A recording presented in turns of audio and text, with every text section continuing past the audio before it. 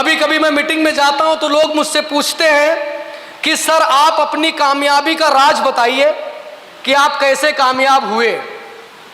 आप अपनी कामयाबी के राज बताइए कि आप कैसे कामयाब हुए।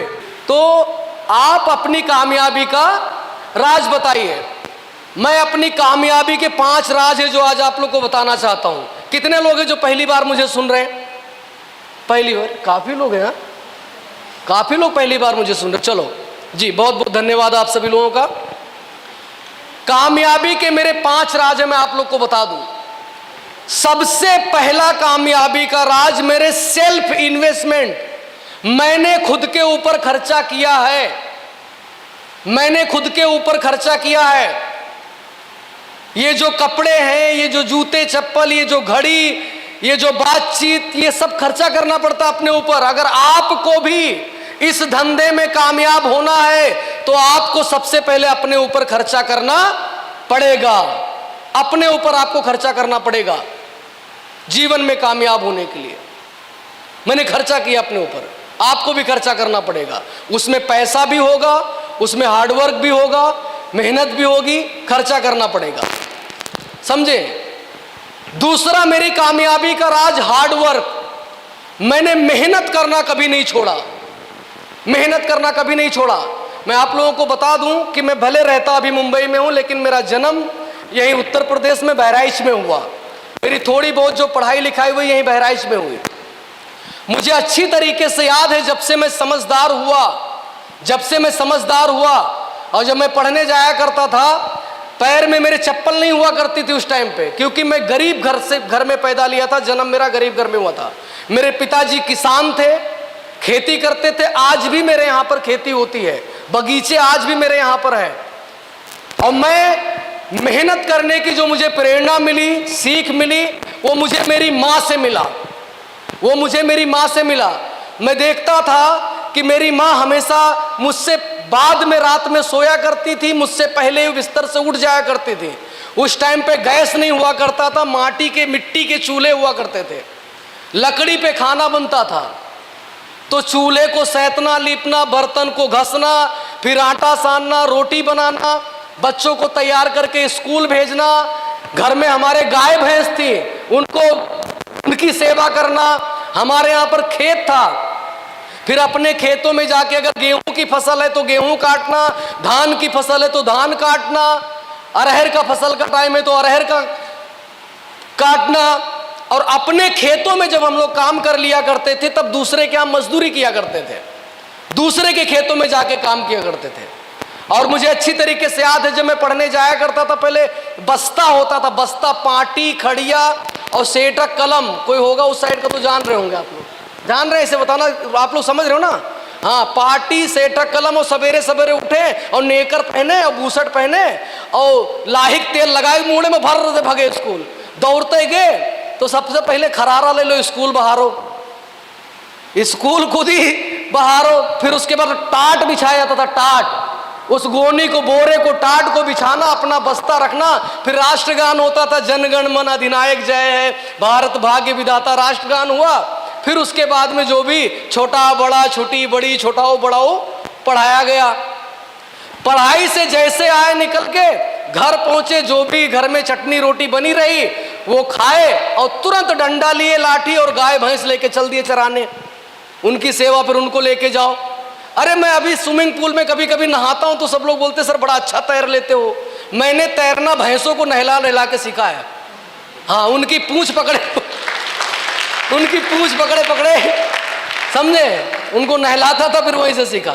फिर इस तरीके से मेरा बचपना चल रहा था। उसी में घर के हालात सही ना होने की वजह से मैं चला गया मुंबई। मैं मुंबई चला गया तो सबसे पहले वहां पर मैंने सीखना काम शुरू किया, जरी का काम, हैंड एम्ब्रॉयडरी का काम। जानते हैं आप लोग? हाँ, जरी का काम, जिसमें लेडीज लोगों के सूट वूट में कढ़ाई होती है ना, जेंट्स लोगों के भी शादी वादी में देखो कोट वोट पे कढ़ाई। जरी का काम मैंने सीखना शुरू किया। और जब मैं मुंबई गांव में रहता था तो मेरे अंदर बड़ा जोश था, बड़ा जुनून था, बड़ी चाहत थी कि मुंबई जाना है, मुंबई जाना है, मुंबई जाना है। और मुंबई मुझे ऐसा लगता था कि वहां पर राजा महाराजाओं की जिंदगी मिलेगी। लेकिन मुंबई जब पहुंचा तो इसका पूरा उल्टा हो गया। मुंबई जब पहुंचा तो इसका पूरा उल्टा हो गया। वहां गया तो एक भाई 10 बाई 15 का रूम था जिसमें 10-12 कारीगर रहते थे जो जरी का काम करते थे। अब वहां पर बिस्सी से खाना आता था, कोई मुंबई में रहता होगा, टिफिन आती थी, टिफिन 150 रुपये हफ्ता वो लेते थे। उसमें दाल अलग, पानी अलग, रोटी स्पेशली ऐसा लगता था जलाई गई वो हमारे लिए, इतनी जली हुई, चावल उबाले हुए, कोई टेस्ट ही नहीं। वो खाना खाना है।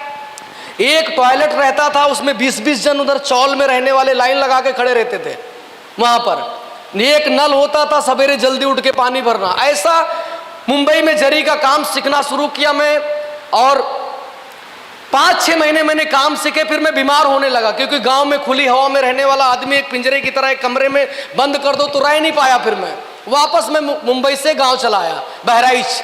यहाँ बहराइच से मैं गोंडा से अवध एक्सप्रेस ट्रेन पकड़ के गया था नंगे पांव मुंबई, नंगे पैर, चप्पल नहीं थे उस टाइम पे, और पैजामा और बूशर्ट पहन के गया था। पैंट और कोट मैंने अपनी खुद की कमाई से पहने हैं, समझे, पैंट से। फिर रिटर्न चला आया मैं गांव, और गांव आया फिर घर में वही तकलीफ, वही परेशानी। एक बहन थी, उसकी शादी की जिम्मेदारी, घर में हमारे पैसा नहीं, तो फिर मैं मजदूरी करना शुरू कर दिया। मैंने ईंट भट्टे पे भी काम किया है। ट्रैक्टर ट्राली होते ही ईंट भट्टा, पता है?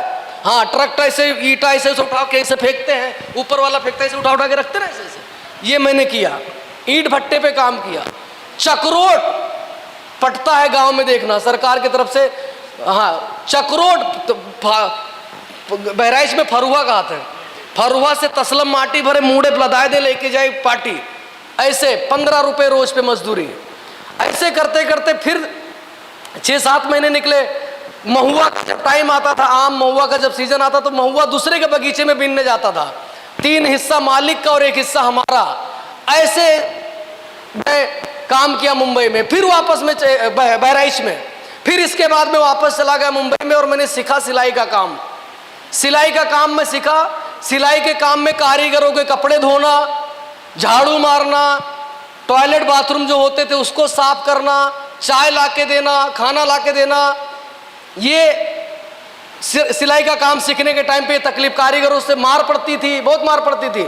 ऐसा लगता था कि मुंबई जाएंगे तो स्वर्ग में पहुंच जाएंगे, लेकिन साला कभी कभी ऐसा लगता था कि कहां मैं आके पहुंच गया हूं। जिनके पास पैसा है मुंबई उनके लिए स्वर्ग है, लखनऊ भी उनके लिए स्वर्ग है, और जिसके पास पैसा नहीं है उसके पास यहां भी नर्क है, वहां भी नर्क है।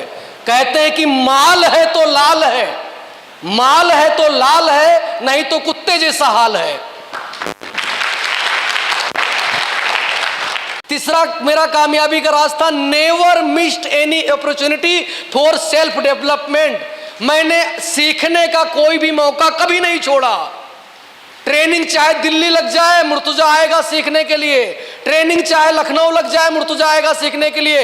ट्रेनिंग चाहे जिम कॉर्बेट में लग जाए, मुर्तुजा आएगा सीखने के लिए। मेरे सीनियर अगर मुझे कह दे कि 5 लाख रुपए फीस है, दुबई जाके ट्रेनिंग लेके आना है, मैं तुरंत चुपचाप चला जाऊंगा सीखने के लिए, क्योंकि मुझे ये बात पता है कि 5 लाख रुपया लगा के 5 करोड़ कैसे कमाए जा सकते हैं। ये ट्रेनिंग से मैं सीख के आ जाऊंगा, ये मैं सीख के आ जाऊंगा। तो ट्रेनिंग कभी नहीं छोड़ना है। Never missed any opportunity for self development. मैंने कोई भी मौका सीखने का कभी नहीं छोड़ा। क्या लगता है कि कोई किसान का लड़का या कोई टेलर आदमी ऐसा कपड़े पहनता होगा? कोई टेलर आदमी कपड़ा सिलने वाला ऐसी बातें करता होगा? नहीं ना, सीखा हूं, आपको भी सीखना पड़ेगा। हम फालतू चीजों में खर्चा कर देंगे, दोस्तों के साथ पार्टी कर लेंगे, पिक्चर देख आएंगे, मोबाइल महंगी महंगी खरीद लेंगे, फालतू खर्चे कर डालेंगे, लेकिन अपने ऊपर खर्चा नहीं करते हैं। इंसान के शरीर में सबसे कीमती चीज है दिमाग, और ये दिमाग के ऊपर 2 रुपए का नारियल का तेल लगा के चल देते हैं। अब ये क्या रिजल्ट देगा? जब आप सही खुराक दोगे अपने दिमाग को, तभी आपकी बॉडी सही रिजल्ट देगी। जैसे एक मोटरसाइकिल खरीद के लेके आते हैं ना, उसकी सर्विसिंग जरूरी होती है। कार खरीद के लाते हैं, सर्विसिंग जरूरी होती है। हमारे दिमाग का भी 3-4 महीने में सर्विसिंग होना जरूरी है, और ये होता है ट्रेनिंग में। अच्छी अच्छी चीजें आप सीखते हो, तब आपका दिमाग अच्छा रिजल्ट देता है। तो मेरा तीसरा कारण था, never missed any opportunity for self development. इसके बाद आपको बता दूं, चौथा कामयाबी का कारण मेरे नो एक्सक्यूज। मैंने कभी एक्सक्यूज नहीं दिए कि सर मैं नहीं आ सकता हूं, मेरे पास पैसा नहीं है, मेरे पास टाइम नहीं है। बहुत सारे हट्ठे खट्टे मुस्टंडे बाहर बैठे होंगे, ट्रेनिंग में नहीं आए, लेकिन ये लड़की चांदनी देखो बैठी, यहां पर पैर टूटा है, प्लास्टर लगा है, फिर भी यहां आई है। ऐसे बच्चे कामयाब होते हैं जो मेहनत कर रहा है ईमानदारी से आदमी, जो दिन रात पसीना बहा रहा है, वो कामयाब होना चाहिए। बहाने देने वाला आदमी कैसे कामयाब हो सकता भाई? तो फिर ये जितने मेहनत कर रहे ईमानदारी से बेवकूफ हैं। पहले ऊपर वाला उसको देगा जो ईमानदारी से मेहनत करेगा, और जो बहानेबाज होगा, जो बहाने देता हो, कभी कामयाब नहीं हो सकता, कभी नहीं हो सकता है। तो मेरी कामयाबी का बहुत बड़ा एक राज ये भी है कि नो एक्सक्यूज, मैंने कभी बहाने नहीं दिए। और पांचवा कामयाबी का राज, आई सरेंडर अनकंडीशनली और अपलाइन एंड गुरु। अनकंडीशनली मैं सरेंडर हूं अपने अपलाइन को, अपने गुरु को। मेरा अपलाइन अगर कह दे मुर्तुजा एक पैर पे खड़े रहना है, मैं खड़ा रहूंगा, पैर नीचे नहीं जाएगा। मेरा अपलाइन अगर कह दे कि ये कोट तेरे ऊपर नहीं अच्छा लगता, तुरंत उतार के फेंक दूंगा। मेरा अपलाइन मुझे बोले कि बाल सिलवा के साले गंजा होके घूमना पड़ेगा, तेरा धंधा पड़ेगा, मैं अब भी छिल डालूंगा। अनकंडीशनली अगर अपने अपलाइन से आप सरेंडर हो तो आप जीवन में कामयाब हो सकते हो। और जो बार बार हर काम में कंडीशन डालता है, आज बच्चा बीमार है, कल बीबी बीमार है, घर में पानी नहीं आया, कपड़े धुले हुए नहीं है, हाँ, ठोकर लग गया, नाखून फूट गया है, खेत काटना है, आलू निकालना है, गेहूं काटना है, गेहूं पानी देना है, मरेंगे साले, तब अमीर नहीं बन पाएंगे। और जो आदमी अनकंडीशनली सरेंडर, अरे भाई मैं हम लोग आपको कहां लेके जाना चाह रहे हैं, आप समझ पा रहे हो इस बात को?